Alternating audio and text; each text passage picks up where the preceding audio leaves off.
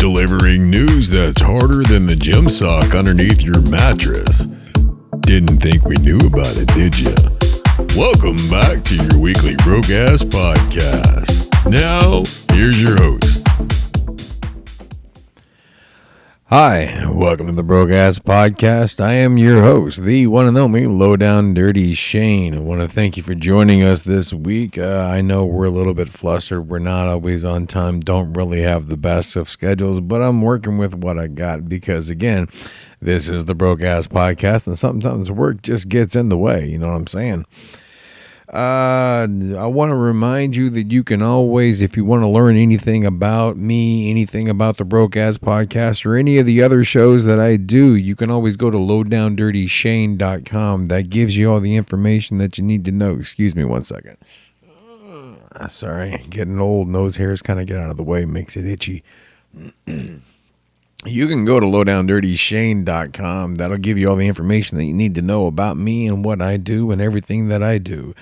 You can also go to what you're looking for right here, and that's my drop-down menu. And if you want to go to and see what I'm looking for, your daily fix here, click on that, and that's going to take you to the daily feed, and this will give you access to all the other shows that I do as well too. See, Raw Background Noise episode number 49, Grow Up, is right there just waiting for you to listen to. All right, don't forget also, I do actually design some clothes and some other things. I've got a little bit of everything for you. You can go to lddsdesigns.com and you can pick out a shirt or some joggers or some leggings, or maybe even get you a weird little mug, one with a giant pecker on it. Trust me, I think you just might like it. It's right up your alley. We're going to be talking about a few things today. We're going to be talking about the protest that's going on outside of not only the Justice's house, but looks like there's something going on outside Pelosi's house too. We're going to talk a little bit about that. We're going to talk about the 2K Donkey movie that came out. I don't want to really say its exact title because there's been a lot of issues on some censorship and little sensitivity, and all I'm trying to do was report on the news and what's going on. I'm not trying to give too much of anything on either side. All right, so we're going to talk a little bit about the 2K Donkey movie. We're going to talk a little bit about the WHO, and for some reason they're taking a vote on something on March 22nd. Let's look into that and see what's going on. And for whatever reason, Bill Gates is in the news again. Not really sure. This man can't seem to stay out of the limelight for some reason. He has to get in front of the spotlight, and we're going to be discussing him again. Not really the greatest of topics. I'm not a huge fan anymore. I used to be a big Bill Gates fan, don't get me wrong, but yeah, not so much anymore. We can get into it. All right. Don't forget also, you can like and follow whenever you're on YouTube. If you follow me on YouTube, you're welcome to like and follow. If any of the podcast providers or whatever, make sure you ring the notification bell if you want to get notified whenever new episodes come out, because I'm kind of slow on shit and I'm not always exact with everything. So, on to the first topic of the day. Well, we already know that there was a major leak that happened from the Supreme Court. It was one of their opinions. It wasn't a verified, or it was verified, but it wasn't a finalized opinion. There were some other things that was going on with it. It's the leak in itself as a whole story. That's a whole other fucking story. There's a major issue. Nobody wants to talk about the fact that the leak actually happened. They want to talk about the fact of the subject of the leak, which was the R.V. Wade, women's abortion rights, and all this other shit. Now, my personal opinion doesn't mean shit, apparently, because I don't have a fucking uterus. No uterus, no opinion, according to most fucking women, because I shouldn't have the right to say what you can and can't do with your body. My only thought process is, who's got the right to say what happens to the other body that's inside of you? Just throwing that one out there. All right. It's whatever. But apparently it struck up some peaceful protest outside the Supreme Court Justice homes. There was, I think it's an organization or a website called Ruth Sinas. They doxed the home addresses of the conservative justices. And there's now protests that are going on out there. So let's see what MSNBC had to say about it. It says centrist and conservative commentators are saying that the recent pro-abortion rights protests outside the house of the conservative Supreme Court justice have crossed a line. These mobs of harassers who have breached the acceptable parameters of protest, critics contend. But such arguments rest in large part on the myth of an apolitical judiciary. Looked at another way, the protests are salutary rather than destructive. What the hell is salutary? I guess that's a word I'm about to look up later. We broke ass. We not fully educated, okay? Let's see, where was I at? Destructive, bringing something to bear upon the court by design, and has always been shielded from democratic energy. The leaked draft court opinion that would overturn the Roe v. Wade has sparked protests across the nation. The rage is understandable. Nearly 2/3 of Americans want to keep Roe v. Wade in place, and a majority of the childbearing age in the U.S. live in states where the abortion rights would be imperiled if the draft opinion becomes final. Here's the thing, folks. This is my only thought process. I understand there's conditions and reasons behind abortions and whatnot, and I get it. But abortion shouldn't be used as a form of contraceptive or contraceptions or whatever the fuck the word is. You shouldn't use abortions instead of condoms, all right? And I get it. The pill isn't always 100%, but why isn't... And I've seen a lot of things and a lot of this come up. But the one thing that I haven't seen brought up as a possible use is Plan B. You do that the very next day, right? It kills all chances. I don't fucking know. I mean, I'm sure there's some babies that survive the Plan B. Who fucking knows? And then maybe that's abortion time, but... Why aren't you exhausting all possible options of not having the child instead of just saying fuck it, go with it, and then I can abort it later? It's just a question, just ask. You don't know until you ask, right? On with the story. It says, but demonstrations outside the house of Justice Barrett Kavanaugh and Chief Justice John Roberts in recent days have generated backlash this week from a number of talking heads. Don't picket judges at home, it's wrong, tweeted David Frum, a writer of The Atlantic and the former George W. Bush official. Why is it important that he's a former George W. Bush official? He's a writer for The Atlantic. This is wrong, stupid, potentially dangerous, and politically counterproductive, tweeted Paula Begala, a former Bill Clinton strategist, regarding the video of the protest outside of Kavanaugh's house. Right? So apparently it's across the board. It's a non-political issue that both parties are fucking complaining about it. Right? You don't do this shit outside of people's fucking homes, man. So why did the White House refuse to announce targeting of the SCOTUS justices? Where are responsible Dems voices condemning this? Tweeted Stephen Hayes, editor of the Dispatch, in response to the same video. From Begala, Hayes and Company, whatever the fuck that is. Begala, Hayes and Company seem to believe the I can't fucking talk, folks.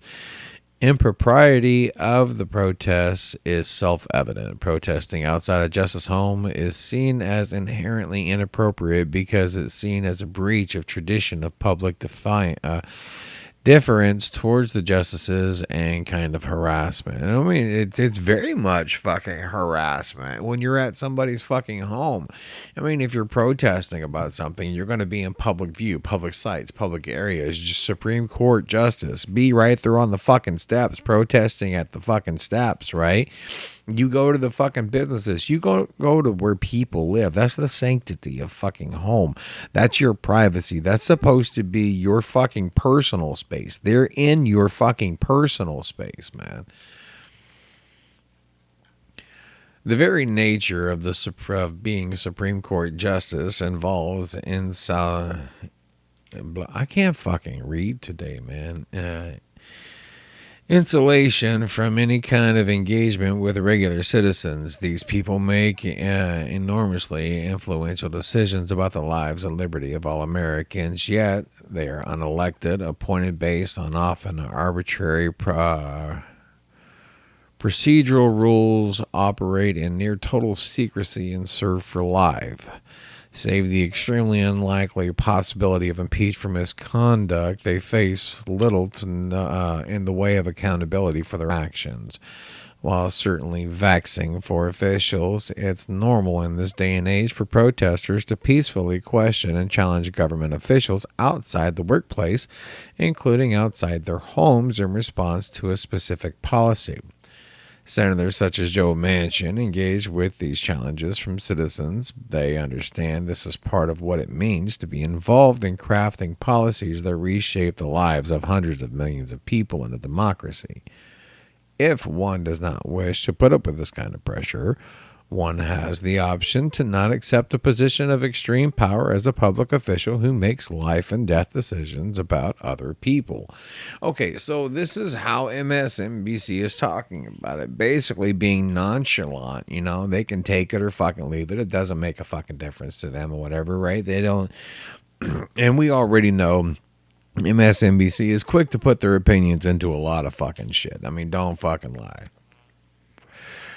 All of these fucking news fucking places do it. You don't even get news anymore without fucking opinions on top of it. I mean, look at Rachel Madcow and all of these other fucking shows. They're all fucking opinion shows, man. And they try to play it off as fucking news. Right? Well, let's take a look and see what MSN wants to say about... Oh, I'm sorry, not MSN. Let's see what Fox News has to say about Nancy Pelosi, because apparently her house has been targeted by pro-choice protesters demanding she investigate the Supreme Court justices.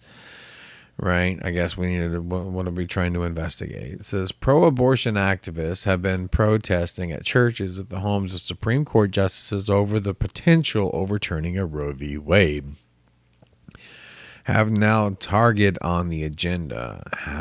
House Speaker Nancy Pelosi, the left-wing group Ruth Sinas announced Tuesday that protesters from multiple pro-abortion groups are descending on Pelosi's San Francisco home Tuesday evening to demand that she investigate the corrupt justices and save abortion.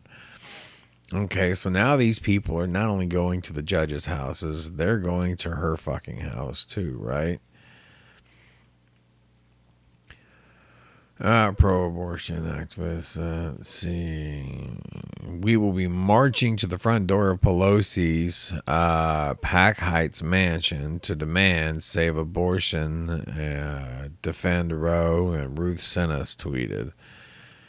The group accused Pelosi of careless and cowardly leadership in the face of Republican Party's scorched earth strategy.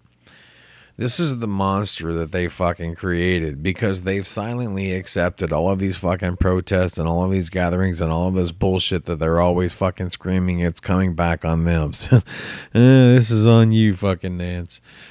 All right, so we have had careless and cowardly representation by Pelosi, the group wrote. The GOP followed a scorched earth strategy with endless Benghazi hearings and ACA repeals, but she passed endless bills that lay on Senate Minority Leader Mitch McConnell's desk and refused to hold hearings on Trumpian crimes. Trumpian crimes, it's a new word, Trumpian. I guess I'm going to have to remember that one. When nauseating Supreme Court Justice Brett Kavanaugh was nominated in 2018, Dems knew he was a Bush campaign operative who had perjured himself in previous confirmation hearings. He also a known alcoholic and gambler. Then his serial sexual assaults came to light, and he was still seated on SCOTUS. His serial sexual assaults. I mean, there was a lot of allegations. There's been a lot of allegations across the board. I mean, what about the allegations going against the potato in chief that nobody wants to fucking talk about, and that the fucking college or whatever is not releasing any of his fucking information that they have on record, but they're not going to release it because it's not really important for you to know. Sorry, I didn't mean to whisper too much. I know you'll have fucking potato flashbacks from that one. Through Herculean efforts of grassroots volunteers, Pelosi was reinstated in 2019, it added. She held 0 hearings into Kavanaugh's crimes and perjury. Imagine if she had. Would this creep be on the court daring to overturn Roe? The group's tweet included the flyer of the protests, which called Justice Samuel Alito, Clarence Thomas, Neil Gorsuch, Brett Kavanaugh, and ACB liars.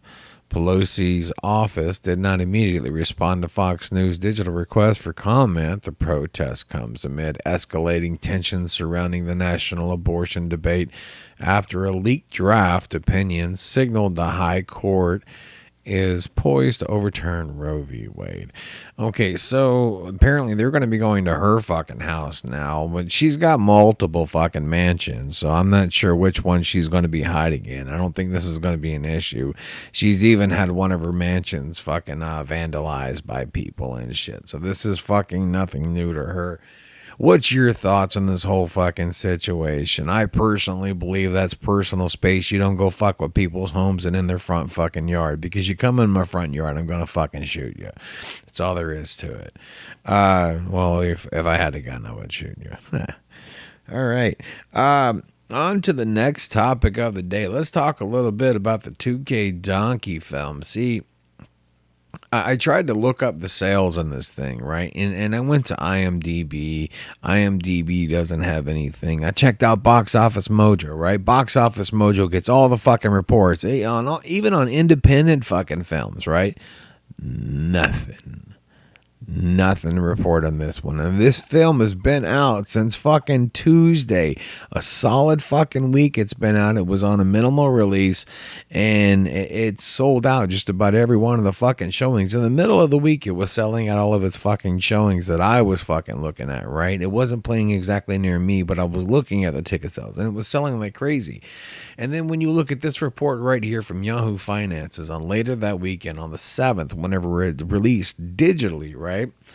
Says right here, sales of Dinesh D'Souza's new movie on the locals and Rumble would place the movie in the estimated box office top 10 for movie released in the past weekend. Right now, this was published on May 9th of 2022, Longboat Key, Florida. Right here, PRN Newswire. Dinesh D'Souza's new movie, 2K Donkeys, which launched on Saturday, May 7th, 2022, grossed more than $1 million in less than 12 hours on the video streaming platform Rumble and its subscription-based platform Locals. The movie's gross sales on Rumble and Locals, which began on Saturday at noon, are good enough to put the 2K Donkey in the estimated box office top 10 for the weekend of May 6th through May 8th. Mind you, this is the same weekend as the Doctor Strange 2 Multiverse of Madness release, so that putting it in the top 10 with some of that shit, that's a fucking thing to do right there. The success of the 2K Donkey on Rumble is a great sign for creators who do not want to be silenced or censored for their speech, said Dinesh D'Souza. You can find the locals, blah, blah, blah. There's links for the Dinesh locals. You can find the trailer on Rumble right there. I have not seen the feature per se. Now, everything that it's talking about, I kind of already knew, and they're talking about a lot of things, right? Well, apparently, with everything they're talking about, they have to have fact checkers because, of course, fact checkers are a fucking thing right now, right? We can't live without fucking fact checkers. Nobody would know what the fuck to believe in. Jesus Christ. So, this is from the Associated Press, and it's a fact focus, gaping holes in the claim of the 2K ballot mule. Right, this is what they say. Now, according to the Associated Press, a film debuting over 270 theaters across the United States this week used a flawed analysis of cell phone location data and ballot Dropbox surveillance footage to cast doubts on the results of the 2020 presidential election nearly 18 months after it ended. Praised by the former president Donald Trump as exposing great election fraud, the movie called 2K Donkeys paints an ominous picture suggesting Democrat alleged ballot mules were supposedly paid to illegally collect and drop off ballots in Arizona, Georgia, Michigan, Pennsylvania, and Wisconsin.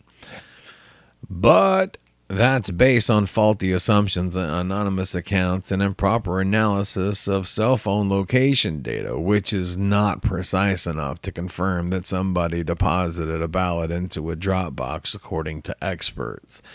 The movie was produced by conservative filmmaker Dinesh D'Souza and uses research from Texas-based nonprofit True the Vote, which has spent months lobbying states to use its findings to change voting laws. Neither responded to a request or comment. Okay. Before we get into whatever their facts are, right? Because they've got a breakdown of some of these facts, and we can go through some of these facts if you want to. I'll go through some of them just piece by piece. But just from the top of it right now, from what they're telling me that this fucking cell phone ping data that was fucking used, the geo-tracking, is not fucking exact. Well, apparently it is fucking exact because the CDC was using it to see if we were fucking separating 6 feet apart, and it's used on criminal investigations on a regular fucking basis to find the fucking bad guy. Dude, they can track you fucking down, and there's over 4 million minutes of footage that they requested through Freedom of Information Act or something like that, and they got the footage from the fucking surveillance cameras from the fucking drop boxes and matched up the fucking cameras and the fucking time frames on the cameras with the fucking cell phone pings and matched everything fucking up, and that was verified on just the fucking trailer that I saw. So I haven't even seen the fucking movie. I don't even know how detailed it goes. But let's see what Associated Press has to say about this shit. It says, here's a closer look at the facts. Claim at least 2,000 donkeys were paid to illegally collect ballots and deliver them to drop boxes in key swing states ahead of the 2020 presidential election. All right, so here's the facts according to Associated Press. The facts. True the Vote didn't prove this. The finding is based on false assumptions about the precision of the cell phone tracking data and the reasons that someone might drop off multiple ballots, according to expert. Ballot harvesting is a pejorative term for dropping off completed ballots for people beside yourself. The practice is legal in several states, but largely illegal in the states True the Vote focused on, with some exceptions for family household members and people with disabilities. True the Vote has said it found some 2,000 ballot harvesters by purchasing $2 million worth of anonymized cell phone geolocation data, the pings that track persons' location based on the app activity in various swing counties across 5 states. Then, by drawing a virtual boundary around the county's ballot drop boxes and various unnamed nonprofits, it identified cell phones that repeatedly went near both ahead of the 2020 election. If a cell phone went near a drop box more than 10 times, and a nonprofit more than 5 times from October 1st to election day, True the Vote assumed its owner was a mule. It's named for someone engaged in an illegal ballot collection scheme in cahoots with a nonprofit. The group claims a paid ballot harvesting scheme are supported in the film by one of the unidentified whistleblowers said to be from San Luis, Arizona, who said she saw people picking up what assumed to be payments from ballot collections. The film contains no evidence of such payments in other states in 2020. Well, the film doesn't show anything about the payments, but I have seen the video footage. They have video footage of one person hitting multiple drop boxes with multiple ballots every damn time. They haven't shown anything. They sit there and they tell you that one person can go and drop off multiple ballots. Like if I'm coming from a family of 5 and we're all at home with COVID, right? Because we're all afraid to stand in line and stuff. And I'm going to come in with 5 ballots and I'm going to go to one drop box for that 5 ballots. If that drop box happens to be by my post office, then sure, you're going to see me going by that post office every now and then and stuff like that. But you're only going to have me on video going to one ballot box, one drop box, one time with multiple ballots. You're not going to have me going to that ballot box or that drop box multiple times with multiple ballots on multiple days, and you're not going to have me going to other ballot boxes and drop boxes and dropping off multiple ballots on multiple days and multiple fucking times. But they have this. But let's listen to what Associated Press has to say. And I know this, again, just from the fucking trailer. I saw the video evidence on the fucking trailer.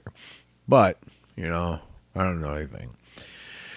Let's see. It says, plus experts say cell phone location data, even at its most advanced, can only reliably track a smartphone within a few meters, not close enough to know whether someone can actually drop off a ballot or just walked or drove nearby.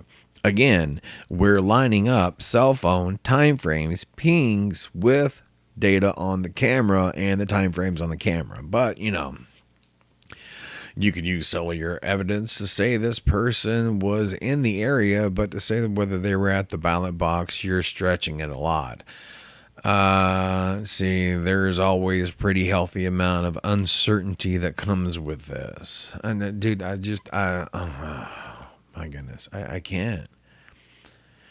Let's see, let's go on to the next claim. In Philadelphia alone, True the Vote identified 1,155 mules who illegally collected and dropped off ballots for money. The facts. No, it didn't. The group hasn't offered any evidence of any sort of paid ballot harvesting scheme in Philadelphia. And True the Vote did not get surveillance footage of drop boxes in Philadelphia, so the group based its claims solely on cell phone location data research. Greg Phillips in March in testimony to Pennsylvania State Senators. Oh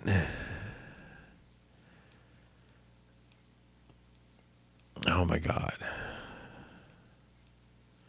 I can't read this anymore. I can't. I'm sorry. I can't. Let's see what Washington fucking Times has to say about this whole fucking thing. Because I pulled up, there was something that they had up well too, right? So Associated Press, they're trying to tell it apart. They're not giving anything valid. They're just saying it's a lie and they can't prove. They didn't prove anything without actually showing any verified evidence of what they did or did not prove. And they're trying to say that all they have is a testimony, and they rebuke that with another testimony. It's whatever. It makes no damn sense. But you know what? Let's go on. So let's say 2K Donkeys is based on hard facts. This is what the Washington Times says. The opinion. I recently watched the 2K Donkeys, and at the very least, the movie makes a compelling case using what appears to be incontrovertible evidence. Incontrovertible, damn if I could talk, I swear today. Incontrovertible evidence that not only was there massive ballot stuffing fraud in key swing states, but that the fraud literally stole the election from former President Donald Trump and gave it to President Biden. The 2K donkeys base its conclusion primarily upon using cell phone tracking data by carriers and surveillance video of ballot drop boxes provided by multiple state governments. The only way to dismiss the film's conclusion that Mr. Biden's victory derived from the massive ballot stuffing is to show that the data used to track the cell phones was corrupt. The analysis of the data was flawed, or the videos received from the receptive governments were doctored.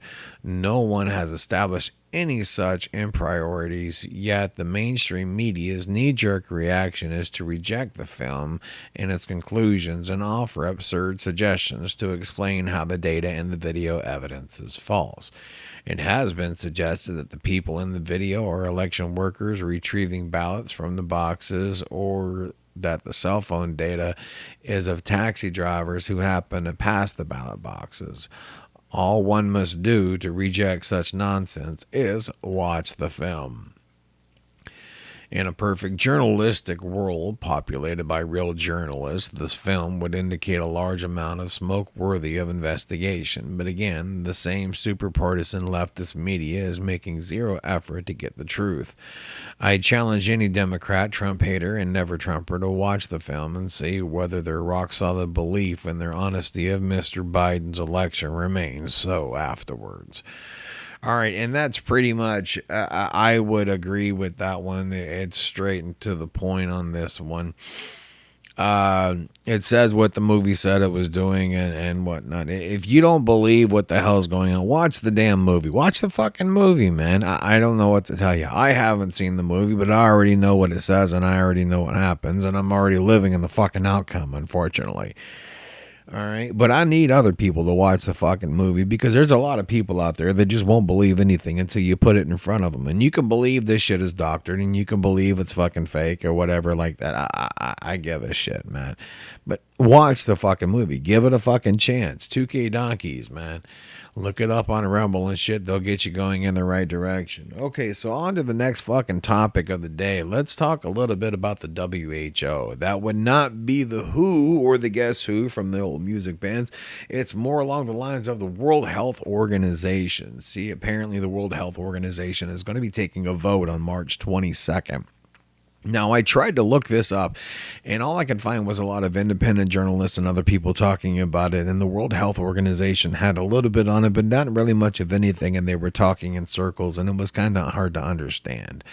So this is about the best one that I found. This is from USSA News. All right, this is Patriot's pushback. So apparently you can tell it is already a right-leaning paper, but let's not disregard it just in case. Let's take a look and see what it has to say. Now, mind you, this is going to be opinionated, and I'm sure of that. Let's see, who is preparing? The WHO is preparing a vote to strip the U.S. and 194 nations of its sovereignty. This is actually really happening. This is something that's going on right now. This was posted on the 29th of April, all right? By Constitutional Nobody. Says on May 22nd, the World Health Organization will vote on whether or not to strip 194 countries, including the United States, of their sovereignty.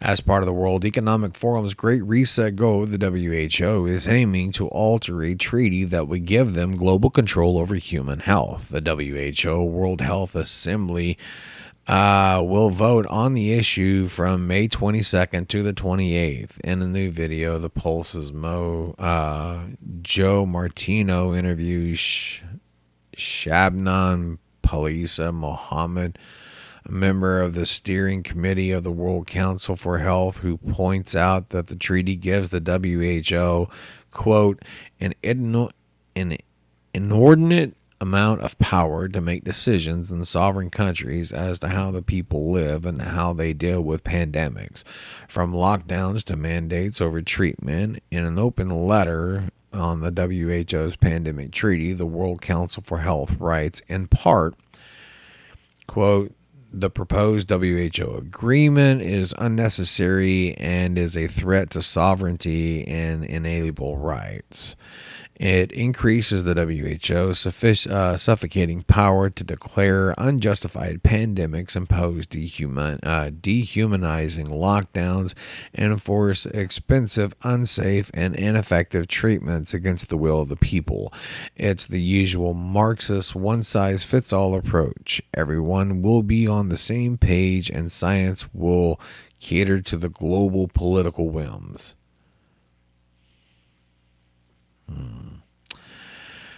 According to this, it will cost millions of dollars and more money will be laundered by them. Their pockets, the WHO appears to want treaty and push. It's undemocratic. It's unconstitutional. All right. So basically what the WHO is trying to do, they're going to be going over a vote. And if there's a pandemic, they want to be able to have full control over the pandemic and full control over the sovereignty of the 194 fucking nations. They want to say this is how you do it, and they want to have the control over it. And I don't see that as a good thing. Now, what they can vote on this fucking shit if they want to, man. But what's going to come of it, I have no idea. If Potato Man Chief gives them our fucking sovereignty, I think there's going to be a little bit of a fucking revolt from that one. I don't think the people are going to stand up for that. They might actually go to the streets. So just to give you a fair warning for everything that's fucking going on, just keep your eyes open, keep your ears low to the fucking ground, and just keep fucking listening, because that shit's no fucking bueno. I'm telling you right now. And then last but not least, I'm going to go to the Gateway Pundit. This is one of my little favorite sites I like to go to and check up on a couple of things, because I get fun little I get fun little stories like this.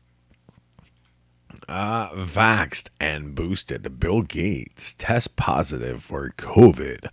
Previously claimed COVID vaccines would stop transmission. You see, the Gateway Pundit is kind of like that fucking wife. It doesn't really forget a whole lot of things. And if you're on the fucking left and you fucking, speak over yourself, trip over your own fucking toes, or just happen to catch your foot in your mouth, they're going to fucking be the ones to remind you about it really fucking quick, all right? Now, here's my question. Out of everything that's fucking COVID, why is the fucking computer guy getting involved in fucking medical science, man? It doesn't have to deal with a mouse. It doesn't have to deal with a stolen operating system. So what the fuck is he getting involved with? I mean, I don't know why this guy is constantly involved with fucking viral technology and immunization technology and everything else. He needs to stay the fuck away from this shit. But let's see what the Gateway Pundit had to say about Bill Gates. This is Microsoft co-founder and global vaccine proponent Bill Gates announced Tuesday that he has tested positive for COVID and is experiencing mild symptoms despite being vaxxed and boosted. The 66-year-old Gates made the announcement via a Twitter thread. I guess because that's the way to talk to everybody now, right? Twitter is the soapbox, man. It's the fucking town hall for the world, right? That's the only way to fucking communicate with the world if you're important. I'm on Twitter and I'm thick, okay? Don't tweet to me because I'm contagious, okay? Just stop it. All right, so yeah, because that makes perfect fucking sense. He got vaxxed and boosted, and so now because he got vaxxed and boosted, he only has mild symptoms. Never mind the fact that everybody else, some people caught them with no symptoms. But here's the question is, why are you still getting it? I don't know. Just a question. You tell me. On with the story. It says, quote, I've tested positive for COVID. I'm experiencing mild symptoms, and I am following the experts' advice by isolating until I'm healthy again. I'm fortunate to be vaccinated and boosted and have access to testings and great medical care. The Gates Foundation is coming together today for the first time in 2 years, and I am lucky to be on Teams to see everyone and thank them for their hard work. We will continue working with partners and do all we can to ensure none of us have to deal with a pandemic again. What do you mean pandemic again? We're not done with the fucking first one. How can we have a second one when we can't even fucking finish the first one here? I think I did the quotes with too manly of a voice. I got to give him more of a feminine voice. I've tested positive for COVID and I'm experiencing mild symptoms and following experts' advice of isolating my healthy again. No, I don't know about that one. I don't know. Either way, he's a fucking idiot, man. And, you know, Gates, one of the experts who made several claims about COVID experimental vaccines. They said the vaccine would stop the transmission. They said the vaccine could quit wearing masks. They said the vaccinated could not get sick. And they said the vaccinated would not going to die. Well, the vaccines killed them, man. I'm just saying. I'm 2 and 2, man. And don't make fucking 5. I don't give a shit what you say, you know. According to Howard Griffiths, a key goal of the COVID vaccine is to stop transmission. That is, to stop transmission. Well, that's gone well. Bill Gates has allegedly just caught COVID. Have you missed the sold PP? Have you been missold PPI? Have you been missold the vaccine? So, yeah, that's the, you know... I don't get it, folks. I don't get it. You know, last I saw, vaccine was supposed to stop things. It's not supposed to hesitate things or whatever. You know, this is the only time. And this is why I don't get the fucking flu shot every year. I don't get the fucking flu shot because it's going to give you the fucking flu and there's a chance you could still catch the fucking flu. So why the fuck am I getting a flu shot? It makes no fucking difference. If I'm going to get the flu, then I'm going to get the flu. You know how often I get the flu? Rare. Fucking rare. You know what I do get every year? I get a fucking cold. I get a sore throat. I get the fucking sniffles. I get a fucking cough, and then it goes away after a couple of days. Jesus Christ. You know what that's called? That's called vitamin deficiency because I haven't properly taken care of my fucking body is what the fuck that's called. But that's just my personal opinion. I'm just a broke fucking Joe Schmo nobody, you know. All right. Either way, that's the show. Thank you for watching or listening or however the fuck you're actually getting this information brought to you. And just the fact that you're getting it to you. Thank you. I do want to thank you for listening, and I do want to thank you for watching. Also, remind you, go to lowdowndirtyshane.com. That's right. Go to lowdowndirtyshane.com. Get the info of everything that you need to know. And if you want to buy any of my clothes, anything that I design, because I put my little touch in everything that I do, go to lddsdesigns.com. That is designs with an S, plural. lddsdesigns.com. And if you're not sure how to get to that, you can always go back to lowdowndirtyshane.com. There's a link for everything there. I promise you. Don't forget, if you want to keep watching and keep listening, don't forget to like and follow and hit that notification if you want to get notified whenever the new episodes comes out, because you already know sometimes they're a little bit random. I'm not really the most organized here. I'm about as organized as your fucking uncle's backyard, I promise you. But other than that, that's our show. See you next time. This has been a Low Down Dirty Shane's production. Just jokes, folks!